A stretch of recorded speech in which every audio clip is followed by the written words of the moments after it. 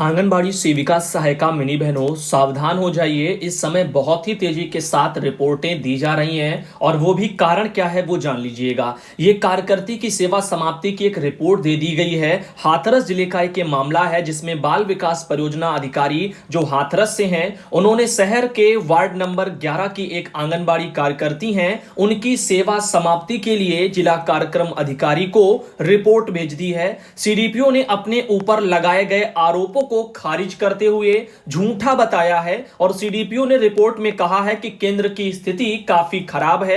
कई बार आंगनबाड़ी कार्यकर्ती अनीता देवी को नोटिस दिए जा चुके हैं और 5 सितंबर को तहसील दिवस में शिकायत के बाद वह निरीक्षण करने के लिए पहुंचे तो केंद्र घर में चलता मिला, इसीलिए इनका मानदेय और सेवा समाप्ति की कार्रवाई की जाए। तो ऐसा देख रहे हो कि वजह क्या बता करके और क्या सब पूरा मैटर है। कहीं ना कहीं इनके ऊपर सीडीपीओ पर आरोप लगाए गए जिनको उन्होंने खारिज किया। उन्होंने कहा कार्यकर्ती हमारे ऊपर झूठे आरोप लगा रही, साथ ही इनको कई बार नोटिस दिए गए और इस वजह से जब वहां निरीक्षण के लिए पहुंचे तो वहां पर यह मिली नहीं और इनका केंद्र घर में चल रहा था। ऐसी तमाम बातें इस एक आर्टिकल में निकल के आ रही हैं। तो हम आपको यही समझाना चाहते हैं कि ऐसे कोई भी मौके आप मत छोड़िए जिसके जरिए आप पर कोई भी विभागीय अधिकारी कार्रवाई करे। इसीलिए अपने कार्यों को आप जो है समय से और सही तरीके से करें, कदमों को फूंक फूंक करके रखें।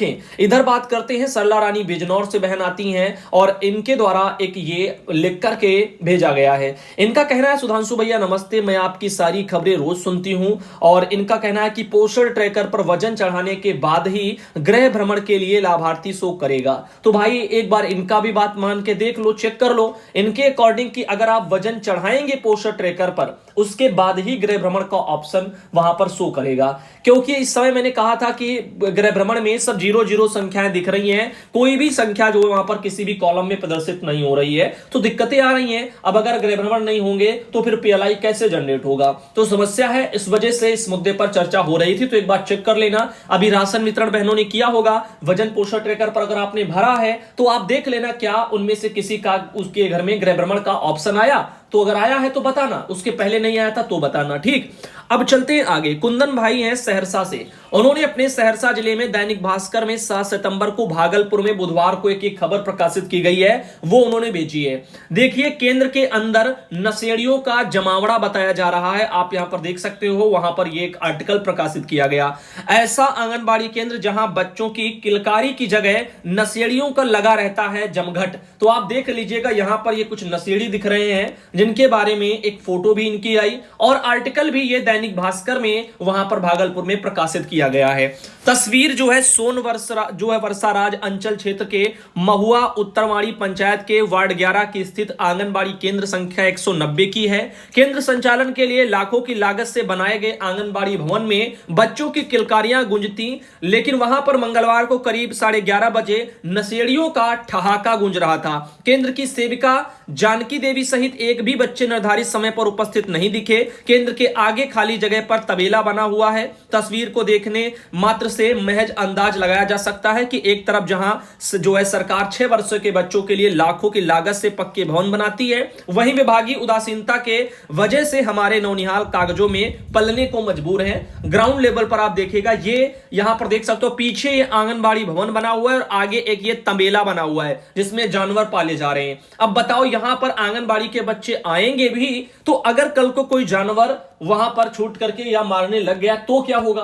तो सोच रहे ना, परिस्थितियां देखो कि कैसी कैसी चीजें बनी है। जहां पर सुरक्षा का ध्यान में रखना चाहिए वहां पर तबेले बनाए गए और आंगनबाड़ी केंद्र में बच्चे पढ़ने चाहिए, वहां पर नशेड़ियों का जमावड़ा है, वहां पर नशेड़ी बैठे हुए हैं। तो इस तरीके से आप देख सकते हो, वो भी देखिए कपड़े तक नहीं है ढंग के जो है तन पर और ऐसे बैठे हुए हैं, ठीक। तो आप देख सकते हैं ये एक छपरी गैंग जो बोला जाता है ना, उसी टाइप का आप समझ सकते हैं। तो आगे चलते हैं और भी ऐसे ही केंद्रों की स्थितियां बताते हैं। कुंदन जी हैं सहरसा से, उनके द्वारा ही ये एक और आर्टिकल भेजा गया कि आंगनबाड़ी केंद्र पर बच्चों की उपस्थिति शून्य तो सेविका भी दिखे गायब। तो एक ये केंद्र देखिए, सोनवर्षाराज प्रखंड क्षेत्र के बाल विकास परियोजना विभाग के द्वारा संचालित आंगनबाड़ी केंद्रों में बच्चों की उपस्थिति पर ध्यान नहीं दिया जा रहा है। प्रखंड क्षेत्र की हर आंगनबाड़ी में दर्ज संख्या के अनुसार बच्चे नहीं पहुंच रहे हैं। वहीं मंगलवार को सुबह करीब 12 11:10 पर प्रखंड क्षेत्र के महुआ उत्तरवाड़ी पंचायत के वार्ड संख्या 12 के आंगनबाड़ी केंद्र संख्या 157 पर एक भी बच्चे की उपस्थिति नहीं देखी गई। आंगनबाड़ी केंद्र पर सेविका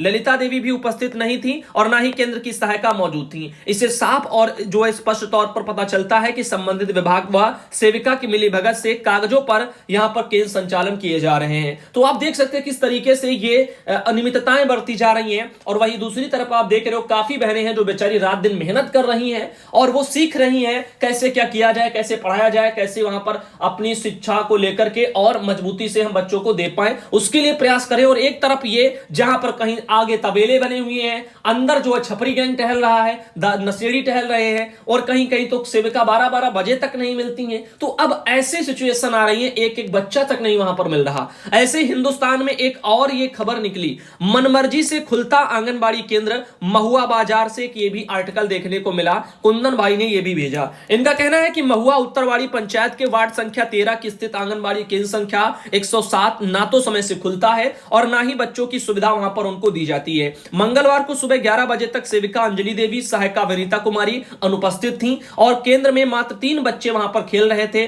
थोड़ी देर बाद सेविका घर से केंद्र पर आई। केंद्र का 2013 से 16 के बीच 6,50,000 की लागत से बने सरकारी भवन में केंद्र संचालित नहीं करके अपने घर के आगे बने निजी बांस फूस के झोपड़ी में आंगनबाड़ी केंद्र को मनमर्जी तरीके से वर्षों से चला करके सरकार के राजस्व को चूना लगा रही हैं। तो आप देखिए, अगर केंद्र ना हो तो लगाना मजबूरी है, लेकिन अब इनके अकॉर्डिंग हिंदुस्तान में जो आर्टिकल आया है कि केंद्र बना है वो भी 2013 से 16 में 6,50,000 रुपए की लागत से बना। अब उस केंद्र में नहीं चला रही, अब अपने ही घर के बगल में बस ऐसे ही उसमें घास फूस वाली छावनी में बना करके चला रही। अब जब भी कुछ होगा तो यही होगा कि केंद्र नहीं है, अब ऐसे दिखाया जाएगा। अब देखिए इस तरह से ये चीजें हैं। और पोषक क्षेत्र के लोगों का कहना था कि सेविका और उनके परिजन द्वारा दबंगई का भय दिखा करके ससमय ना तो कभी केंद्र संचालित किया जाता और ना ही पूरक पोषाहार मेनू के अनुसार बच्चों को नियमित पोषाहार दिया जाता। इस बाबत सोनवर्षा राज्य की जो सीडीपीओ शांति राय, उन्होंने बताया मामला गंभीर है, मामले की जांच करके कार्रवाई की जाएगी। तो विभाग हमेशा यही एक डायलॉग चिपकाएगा कि मामला गंभीर है, मामले की जांच होगी, फिर कार्रवाई की जाएगी। तो बिना जांच के कार्रवाई तो वैसे भी नहीं हो सकती है, तो जांच तो जरूरी है। तो अब देखते हैं जांच में क्या होता है। इधर बात करते हैं, एक और मैटर कुंदन भाई ने भेजा। महुआ पंचायत में दबंगई के दलदल में फंसा आंगनबाड़ी केंद्र, विभाग इसके लिए मौन। आप देख सकते हैं ये बांस का पूरा झोपड़पट्टी जैसा नजर आ रहा और ये मुश्किल से जो है यहां पर 5 बच्चे दिखाई दे रहे हैं, हो सकता है 6 भी हो। तो अब ये 5-6 बच्चे जो दिख रहे हैं इनका आलम देखते हैं। आंगनबाड़ी केंद्र संख्या 107 के आंगनबाड़ी केंद्र की सेविका की दबंगई इतनी है कि संवाददाता को फोटो खींचने से मना करते हुए अपने पति के घर आने तक केंद्र पर बैठे रहने की हिदायत दे डाली। दरअसल मामला जो है महुआ उत्तरवाड़ी पंचायत के वार्ड संख्या 13 स्थित केंद्र संख्या 107 का है। मंगलवार को संवाददाता उक्त आंगनबाड़ी केंद्र करीब 12 बजे पहुंचे तो केंद्र पर सेविका अंजलि देवी, सहायिका वनिता कुमारी अनुपस्थित थी और केंद्र में मात्र 3-4 बच्चे खेल रहे थे। जिसके थोड़ी देर बाद उक्त केंद्र पर सेविका अपने घर से उक्त केंद्र पर आई और फोटो नहीं खींचने की बात कहते हुए पति के घर से आने तक केंद्र पर रुके रहने को भी कहा। जिसके बाद सेविका पति राधे चौरसिया द्वारा फोन पर बात करा करके वहीं रुके रहने को कहा और कोई फोटो नहीं खींचने की धमकी तक दे डाली। समेकित बाल विकास परियोजना सोनवर्षा द्वारा लापरवाही के कारण सेविका अंजलि देवी और विभागीय पदाधिकारी इनके मिलीभगत से निश्चित तौर पर स्कूल में पूर्व शिक्षा के नाम पर निरंतर लूट खसोटी जारी है। और जबकि उत्तर जो है यहां पर उक्त केंद्र पर 2013-16 के बीच 6,50,000 वाला ये केंद्र भी बना। तो आप देख रहे हो यही पिछला वाला भी मैटर है इनका। और इस तरह से अब ये क्या कर रही है, अपने घर के सामने क्या कर रही है, निजी बांस फूस की झोपड़ी से वहां पर जो अपनी मनमर्जी से वर्षों से केंद्र अपना चला रही हैं और राजस्व को चूना लगा रही हैं। इस तरीके से कि आर्टिकल सामने देखने को मिला है। तो आप देखिएगा इनका कहना है कि यहां पर उक्त आंगनबाड़ी केंद्र के पोषक क्षेत्र के लोगों की माने तो सेविका और उनके परिजन द्वारा दबंगई का भय दिखाकर ससमय ना तो कभी केंद्र संचालित किया जाता और ना ही पूरक पोषण मेनू के अनुसार बच्चों को नियमित पोषाहार दिया जाता। सिर्फ महीने में निर्धारित कागजी खाना पूर्ति कर दी जाती है। यूं तो अवश्य ही कहा जा सकता है कि आंगनबाड़ी केंद्र पर मिलने वाली सेवाएं तथा सामाजिक अंकेक्षण पूरी तरह निराधार है। उक्त बाबत सोनवर्षा राज्य सीडीपीओ शांति राय ने बताया कि इस तरह का मामला गंभीर है, मामले की जांच करके केंद्र संख्या 107 की सेविका के ऊपर सख्त कार्रवाई की जाएगी। अब देखिए भाई कब तक इन पर कार्रवाई होती है, कब तक यानी जांच होती है और फिर इनके ऊपर कार्रवाई होती है। तो उम्मीद है कि जांच इस मैटर में कराई जाएगी। क्योंकि देखो गंदा काम कोई कुछ लोग करते हैं और बदनाम पूरा एक आंगनबाड़ी का पूरा ये सिस्टम हो रहा है कि जब भी कोई गलत करे, भ्रष्टाचारी कोई करे, लेकिन बदनाम पूरा नाम हो रहा है आंगनबाड़ी का। इसलिए जो बहनें मेहनत कर रही हैं, रात दिन अच्छे तरीके से अपना पढ़ा रही बच्चों को, बहुत मेहनत कर रही सेंटर चलाने के लिए, अब ऐसी बहनें के ऊपर अब समझ लीजिए कलंक टाइप से ही तो ये मैटर देखने को मिलते रहते हैं। तो ये कुछ कलंक की कहानी है जो आंगनबाड़ी केंद्र से आ रही है। अब देखिए आंगनबाड़ी केंद्रों को बनाए आदर्श, एक ये यहां पर अमर उजाला ब्यूरो में मुजफ्फरनगर यानी उत्तर प्रदेश में, वहां पर जो मुजफ्फरनगर में डीएम ने कहा है।